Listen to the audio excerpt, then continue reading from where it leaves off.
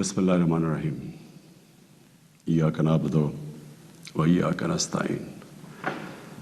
मेरे पाकिस्तानियों, आज मैं ये जो सेनेट का इलेक्शन अभी हुआ है, इसके ऊपर मैं आप सबसे अपनी कौम से बात करना चाहता हूँ। ये सेनेट का इलेक्शन इसलिए ज़रूरी, इसके मुतालिक अपनी कौम को बात करना और समझाना, क्योंकि इसके अंदर जो हमारे मुल्क के मसले मसाइल हैं, वो जिस तरह का ये इलेक्शन हुआ है, वो अगर आप समझ जाएं तो वो सारे मुल्क के मसले मसाइल इधर से आपको समझ आती है, जिस तरह का ये इलेक्शन हुआ है। सबसे पहले हमको 6 साल पहले तहरीक इंसाफ ने सेनेट में हिस्सा लिया, जब पख्तूनख्वा में हमारी गवर्नमेंट थी, तो तब मुझे अंदाज़ा हुआ कि सेनेट के इलेक्शन में तो पैसा चलता है। और अभी से नहीं, ये 30-40 साल से सेनेट के इलेक्शन में पैसा चलता है। जो सेनेटर बनता है, जो बनना चाहता है, वो पैसा इस्तेमाल करता है, और वो खरीदता किसको है? मेंबर्स ऑफ पार्लियामेंट को। तो मुझे बड़ी हैरत हुई जब मुझे पता चला, और तब से मैंने कैंपेन शुरू की कि ये क्या मजाक हो रहा है हमारी जमहूरियत के साथ, कि कैसी जमहूरियत है जिसके अंदर मुल्क की लीडरशिप, ये याद रखें, सेनेट के अंदर मुल्क की लीडरशिप आती है, और जो मेंबर्स ऑफ पार्लियामेंट हैं, इनमें से मुल्क की लीडरशिप आती है। इनमें से वजीर बनते हैं, इनमें से वजीर आजम बनते हैं, इनमें से वजीर आला बनते हैं। तो मुझे तब से हैरत हुई कि जब आप पैसा खर्च कर रहे हैं, एक सेनेटर रिश्वत दे के सेनेटर बन रहा है, और दूसरी तरफ वो मेंबर्स ऑफ पार्लियामेंट जो अपना ज़मीर बेच रहे हैं, पैसे लेके वोट कर रहे हैं, ये कौन सी जमहूरियत है? तो तब से मैंने कैंपेन शुरू की, और मैंने तब से कहा कि इसकी ओपन बैलेट होनी चाहिए। हमारा जब दूसरा सेनेट का इलेक्शन हुआ 2018 में, हमें पता चला हमारे तकरीबन 20 मेंबर ऑफ पार्लियामेंट बिक गए थे। उन्होंने पैसे लेके अपनी वोट बेची। हमने 20 मेंबर्स को निकाला। लेकिन फिर मैंने देखा कि ये सिर्फ मैं नहीं कह रहा, ये दोनों मेन पार्टीज, इन्होंने चार्टर ऑफ डेमोक्रेसी में, पीपल्स पार्टी और नून लीग ने चार्टर ऑफ डेमोक्रेसी में साइन किया कि ओपन बैलेट होना चाहिए, क्योंकि सेनेट के इलेक्शन में पैसा चलता है। और फिर बाद में भी इनकी स्टेटमेंट्स आई, इनके पीएमएल के पार्टी लीडर ने भी स्टेटमेंट दी, उसकी भी आई, इनके सीनियर, इनके जो ऑफिस बेयरर्स हैं, उनकी स्टेटमेंट्स आई। तो जब ये सेनेट इलेक्शन के ऊपर ये आ रहा था, हमने पार्लियामेंट में अपना बिल भी पेश किया कि ओपन बैलेट होना चाहिए। हमने फिर जब देखा कि नहीं हो रहा, तो बाकी पार्टीज जो कि कह बैठी थी कि ओपन बैलेट होना चाहिए, जब उन्होंने हमारी हिमायत नहीं की, तो हम सुप्रीम कोर्ट में गए। सुप्रीम कोर्ट में पूरा केस हुआ। उस केस के अंदर जजेस साहिबान ने बार बार पूछा कि पैसा चलता है, और उसके दौरान एक वीडियो निकलाई जो 2018 में सेनेट इलेक्शन में एमपीज पैसे ले रहे थे, वो वीडियो भी निकलाई, यानी किसी को कोई शक नहीं था। फिर जब ये अदालत के अंदर, सुप्रीम कोर्ट के अंदर जब इसकी बातचीत चल रही थी, तो इलेक्शन कमीशन ने ओपन बैलेट के खिलाफ कही, और सुप्रीम कोर्ट बार बार कहता रहा कि आपकी जिम्मेदारी है साफ और शफाफ इलेक्शन करवाने की। और वो सारी पार्टीज, पीडीएम की पार्टी सब इकट्ठी हो गई, सब ने इकट्ठे होकर कहा कि नहीं जी, सीक्रेट बैलेट होनी चाहिए, जबकि माजी में ये खुद कहते रहे कि ओपन बैलेट होनी चाहिए। अब मैं आप सब से ये सवाल पूछता हूं कि आपका क्या ख्याल है कि क्या वजह थी कि यही पार्टीज पहले चाहती थी कि सीक्रेट ओपन बैलेट होनी चाहिए, अब क्यों ये सारों ने जोर लगाया कि सीक्रेट बैलेट होनी चाहिए? ये जमहूरियत के खिलाफ है, ये आइन के खिलाफ है।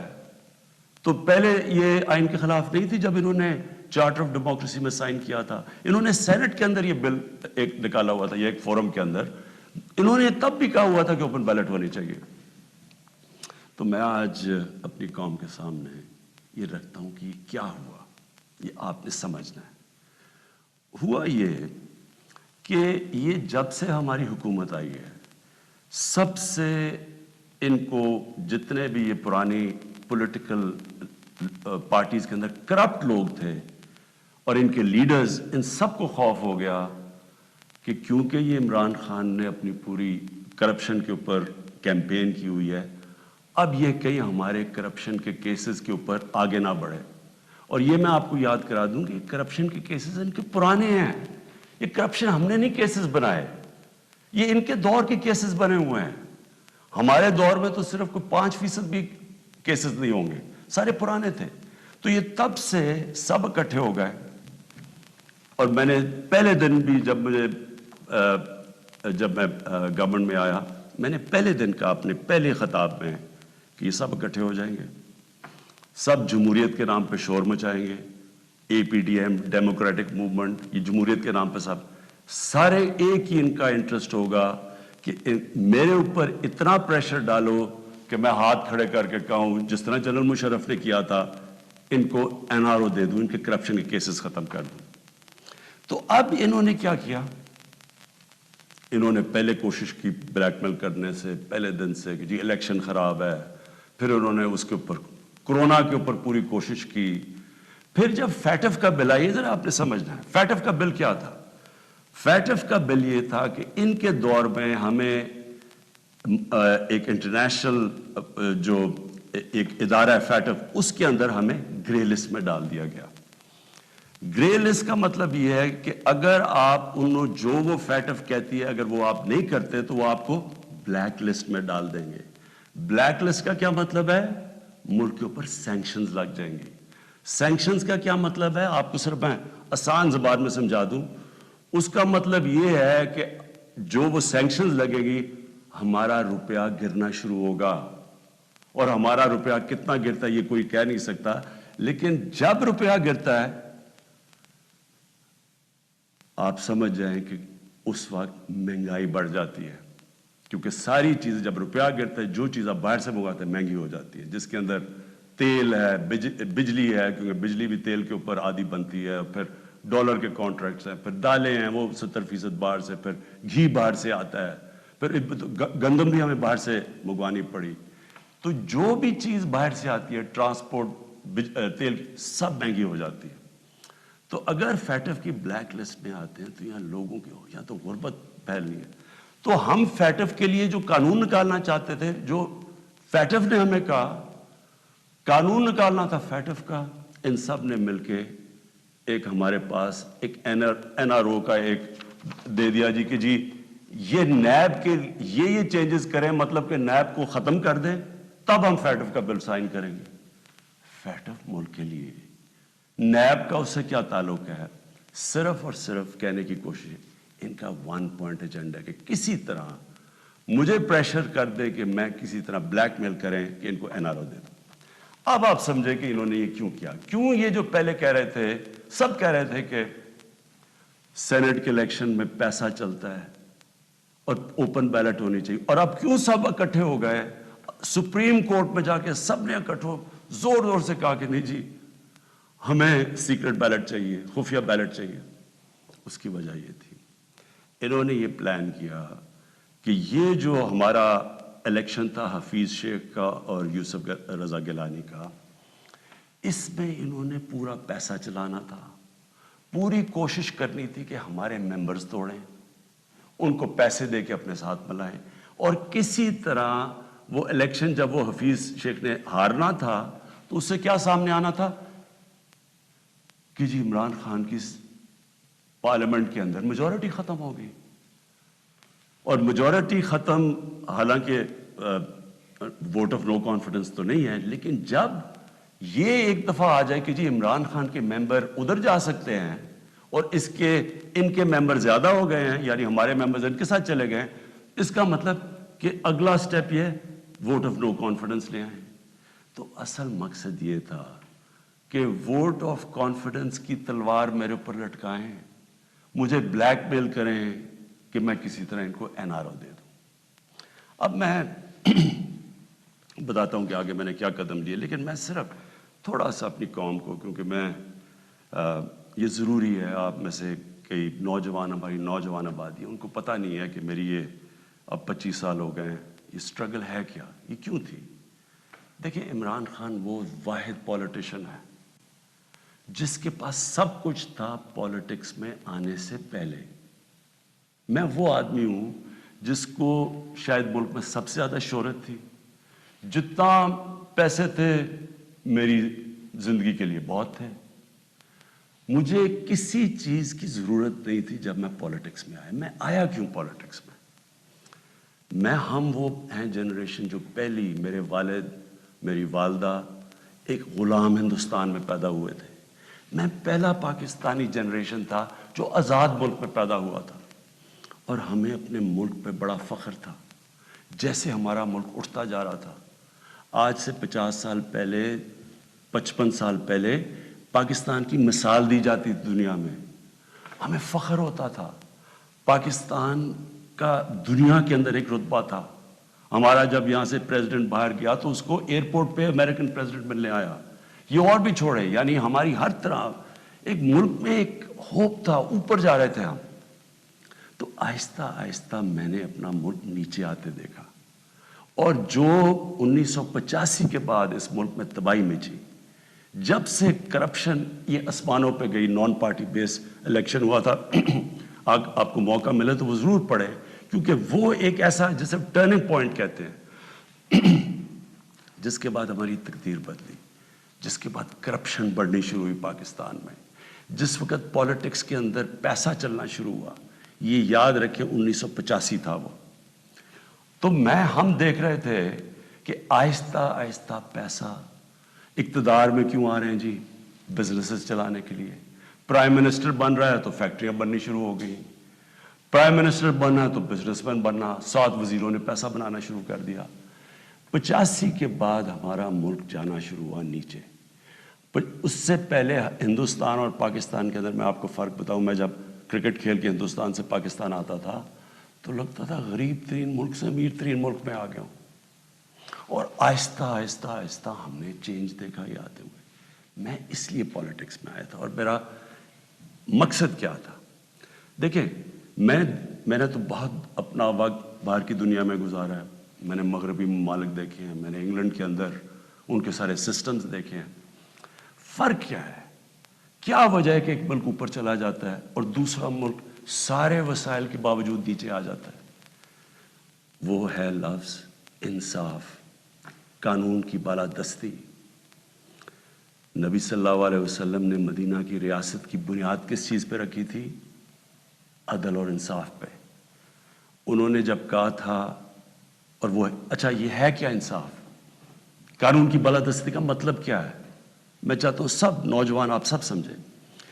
قانون کی بالادستی کا مطلب یہ ہوتا ہے کہ طاقتور اور کمزور ایک ہی برابر ہوں، قانون ان سے ایک طرح کرے۔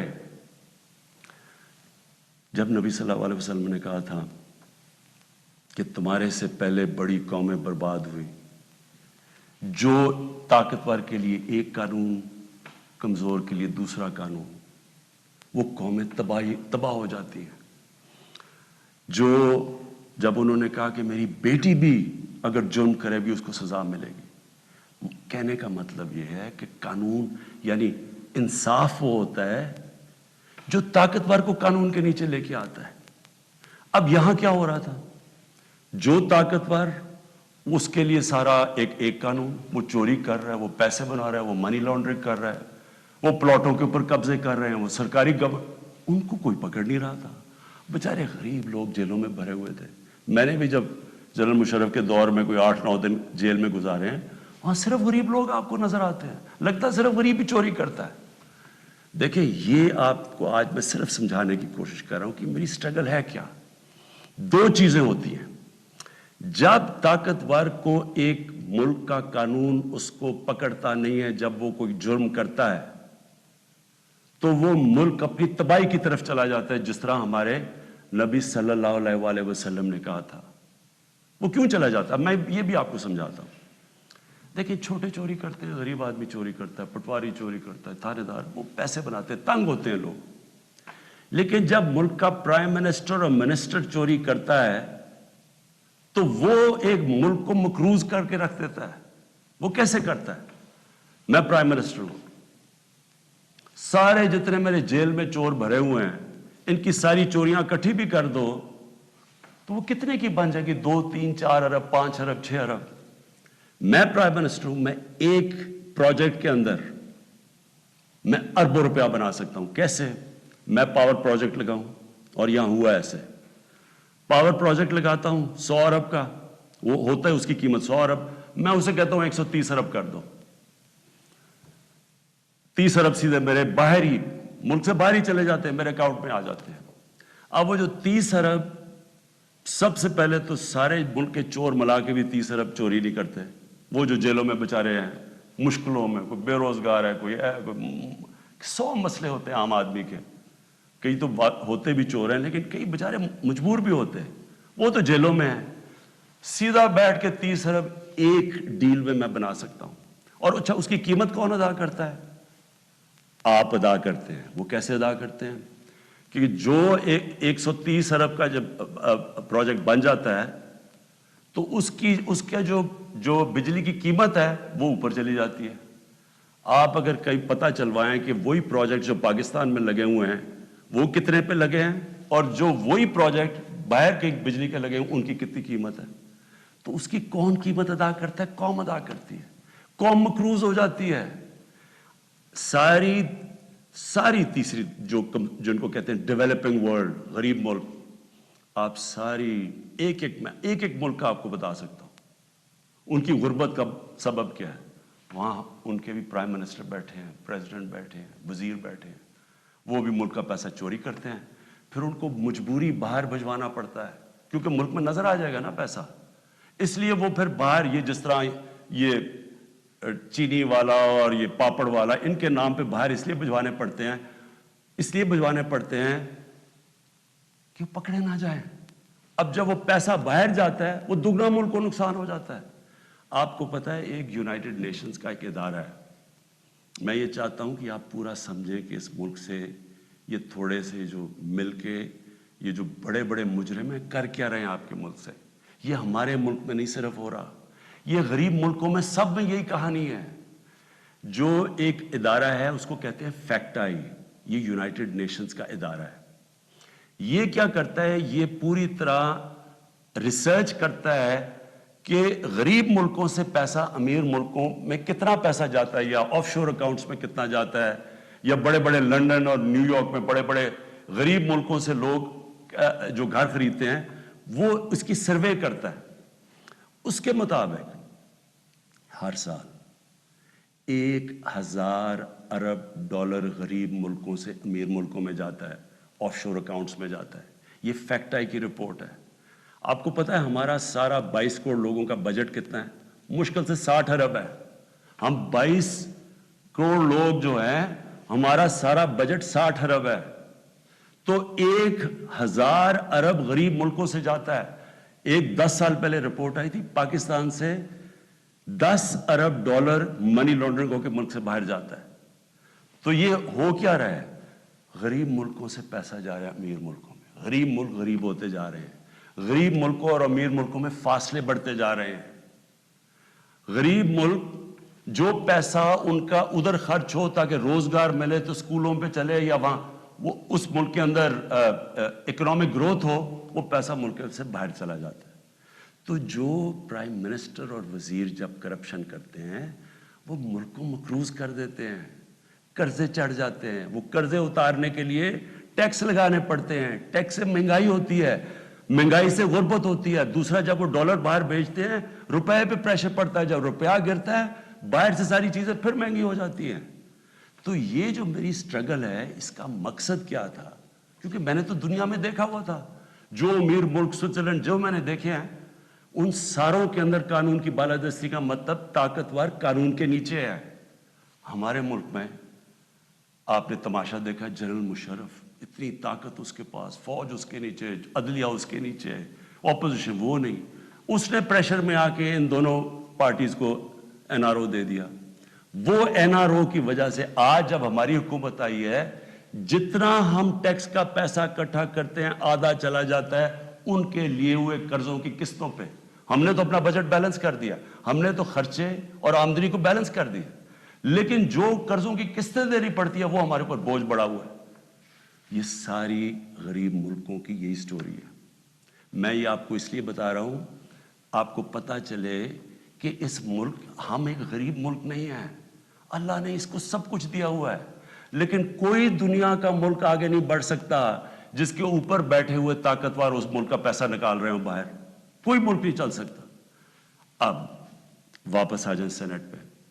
یہ کیوں سینٹ کا الیکشن امپورٹنٹ تھا, انہوں نے کیوں اتنا زیادہ زور لگایا پتا ہوتے ہوئے کہ پیسہ چلنا ہے سیکرٹ بیلٹ میں, یہ کیوں سب اکٹھے ہو کے انہوں نے کوشش کی, یہ پورا یہ جو ڈرامہ کیا ہے. اگر اوپن بیلٹ ہو جاتی تحریک انصاف کو تو ہمیں اتنی سیٹیں ملنی تھی جتنی ملی ہیں سینٹ میں. ہمیں, ہمارا تو یہ جو کہہ رہے ہیں نا کہ بہت بڑا کوئی مارکا مار لیا, ہمیں تو اتنی سیٹیں مل گئی ہیں, ہم تو سب سے بڑی پارٹی بن گئے سینٹ میں. لیکن انہوں نے جو سارا ڈرامہ کیا ہے وہ ایک حفیظ شیخ کی سیٹ کے اوپر, اور سارا جو پیسہ لگایا ہے جو یوسف رضا گیلانی کا پیسے بانٹ رہا تھا شام کو, لوگوں کی ضمیر خرید رہا تھا, اور وہ جو ہمارے, میں نے جب اپنے ایم این اے سے جب میٹنگ کی, ہماری خواتین نے ہمیں بتایا کہ جی ہمیں کال کر کے آفرز مل رہی تھی. کوئی ہماری پرانی پی ٹی آئی کی وہ کال کر کے کہہ رہی تھی 2 کروڑ سے بولی لگ رہی تھی. اب میں الیکشن کمیشن سے تھوڑا بات کرنا چاہتا ہوں. دیکھیں, الیکشن کمیشن آپ کا بہت بڑا رول ہے. آپ کی سب سے بڑی ذمہ داری صاف اور شفاف الیکشن ہے. یہ آپ کی آئینی ذمہ داری ہے. پہلے تو مجھے یہ نہیں سمجھ آئی کہ آپ نے عدالت میں کیوں جا کے کہا کہ جی خفیہ بیلٹ ہونی چاہیے. مجھے یہ بتائیں, کوئی آئین اجازت دیتا ہے چوری کرنے کی, رشوت دینے کی کوئی آئین اجازت دیتا ہے جو 30 سال سے ہو رہا ہے؟ پھر جب آپ کو سپریم کورٹ نے موقع دیا, کیا انہوں نے آپ کو کہا کہ ہاں اس دن سیکرٹ بیلٹ کروا لو, لیکن اس کے بعد ان کی آئیڈینٹیفیکیشن رکھو بیلٹ کی کہ ہم مثلا آج پتا چلوانا چاہتے ہیں جی ہمارے 15-16 لوگ جو بکے ہیں, میں ورڈ یوز کر رہا ہوں بکے ہیں, ہمیں پتا تو چلے وہ کون ہے. آپ نے ان مجرموں کو بھی بچا لیا یہ سیکرٹ بیلٹ کروا کے. آپ نے ہماری جمہوریت کو نقصان پہنچایا ہے.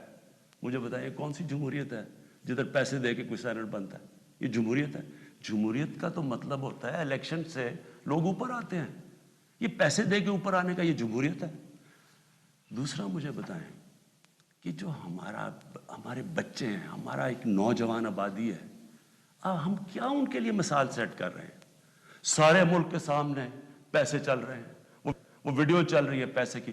اس سے پہلے ویڈیو چلی جو 2018 کے الیکشن میں کہ جناب وہ ایم پیز کروڑوں روپیہ ایسے ایسے کر کے بیگز میں ڈال رہے ہیں. کوئی کچھ کوشش کی؟ کیا آپ کو یہ نہیں پتا کہ آپ کی ذمہ داری تھی انویسٹیگیٹ کرنے کی؟ ساری ایجنسیز آپ کے نیچے ہیں, سب کے سامنے یہ تماشا ہوا.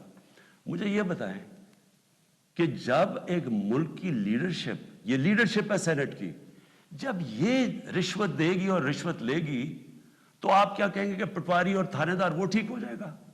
کیا آپ کہیں گے باقی لوگ ٹھیک ہو جائیں لیکن لیڈرشپ چوری رشوت دے؟ ایک چائنیز پروورب ہے کہ fish roots from the top. جب اوپر آپ کرپشن کی اجازت دے رہے ہیں اور آپ کے سامنے ہوئی ہے اور آپ کو پتا تو ہونی ہے.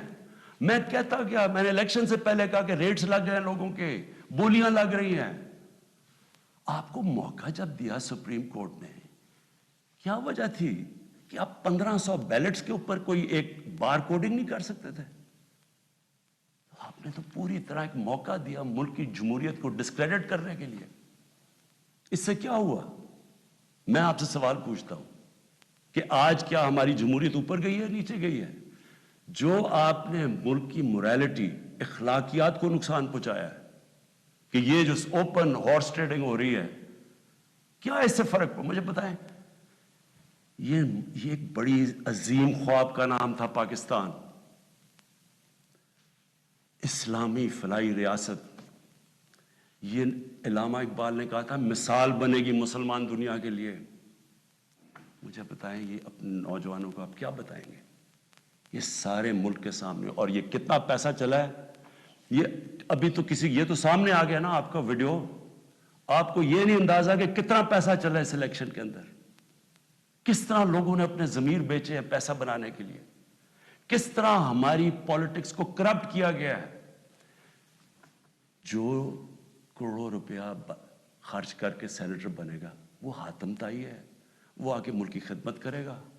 وہ یہ پیسہ کدھر سے ریکور کرے گا. پھر کہتے جی کہ دیکھیں جی کرپشن بڑی بڑھ گئی ہے ملک میں. کبھی قانون سے بھی کوئی کرپشن ختم ہوئی ہے؟ مجھے بتائیں کبھی کوئی قانون بنا کے یا لا انفورسمنٹ سے کرپشن ختم ہو سکتی ہے؟ کرپشن ایک معاشرہ ختم کرتا ہے. ایک قوم مل کے کرپشن ختم کرتی ہے.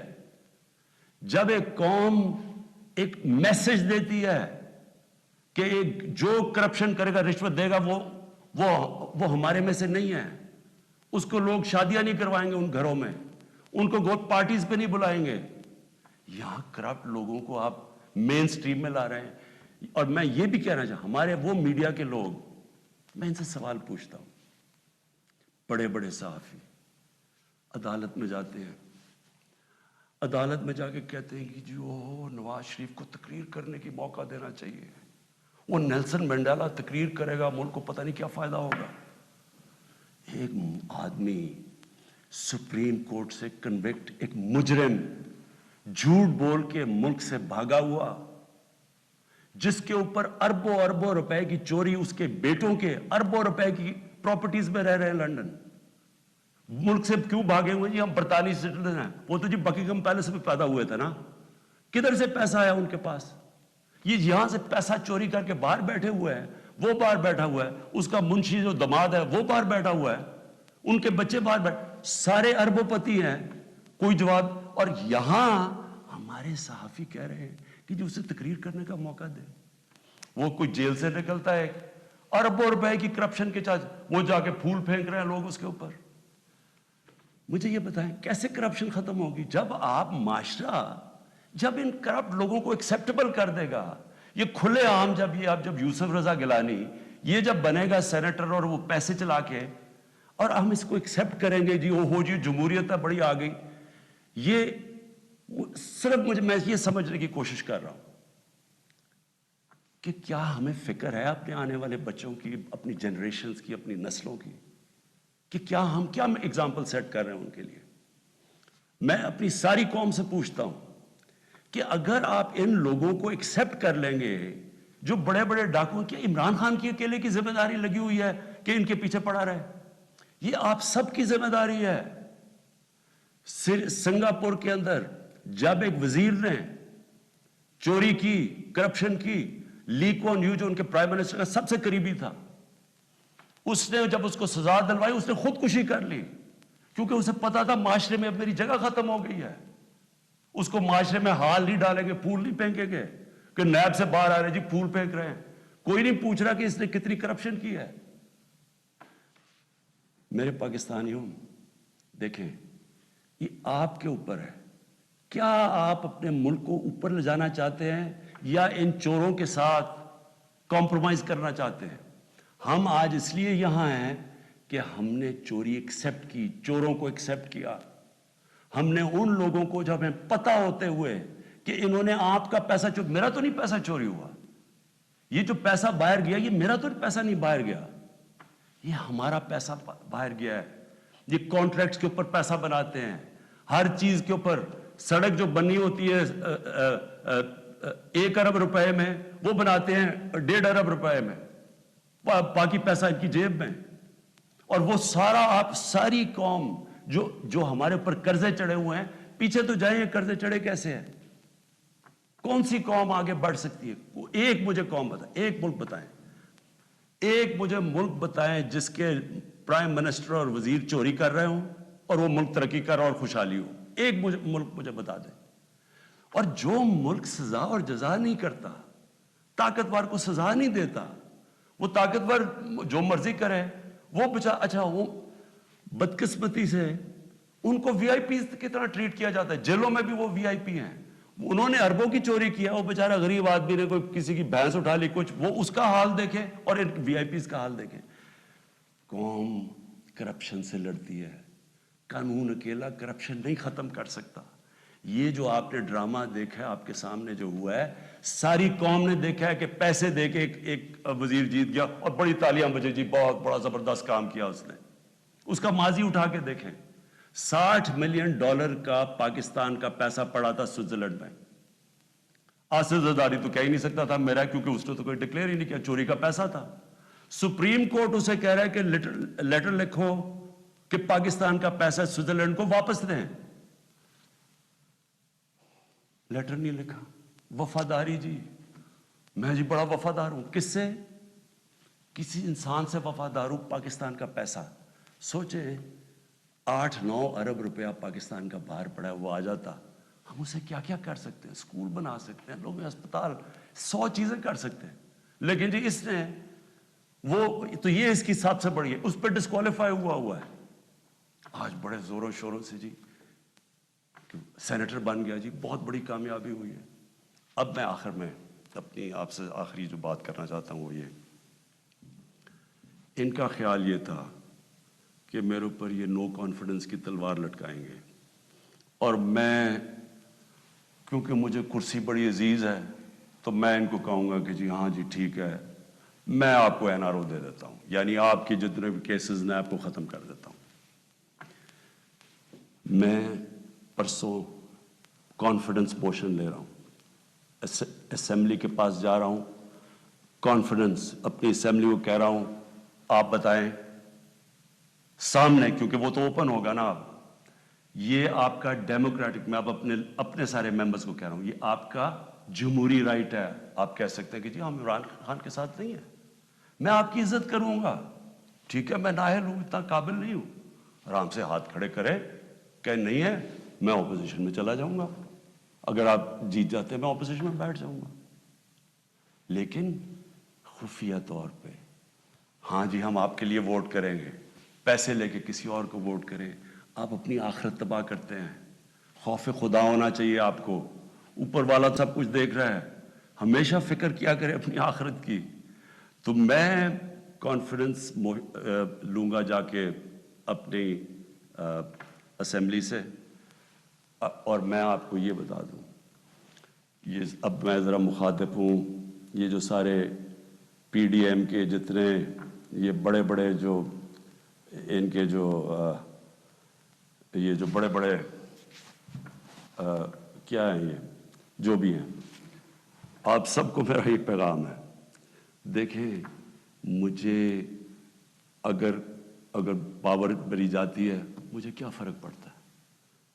میں نے کوئی فیکٹریاں بنائی ہیں آ کے, میں نے کوئی اپنے رشتہ داروں کو کئی بڑے بڑے عہدے دیے ہیں, میں تو کوئی باہر جا کے یہاں پیسے نکال کے تو بڑے بڑے کوئی مے فیئر میں نے کوئی بڑے بڑے گھر لے لیے ہیں. میں تو اپنے گھر میں رہتا ہوں, سوائے حکومت کا میرے اوپر پیسہ ایک ٹریول پہ اور ایک سیکیورٹی پہ, اس کے علاوہ سارے خرچے میں اپنے برداشت کرتا ہوں.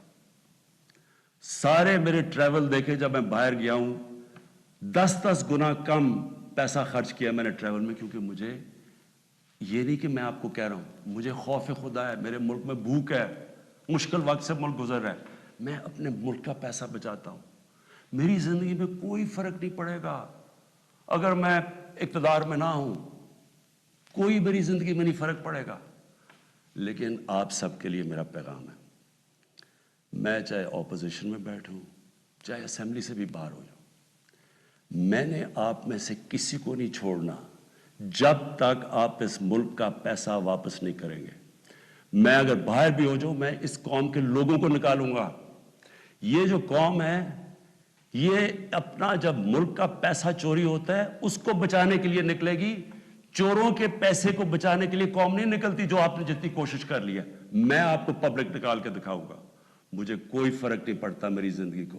ملک کے لیے جب تک میں زندہ ہوں, میں اس ملک میں قانون کی بالادستی کے لیے اپنے ملک کے اندر یہ لوگ جو کہ میں ان کو ملک کے غدار کہتا ہوں, جو چوری کر کے پیسہ باہر لے کے جاتے ہیں, میں ان کا مقابلہ کرتا رہوں گا.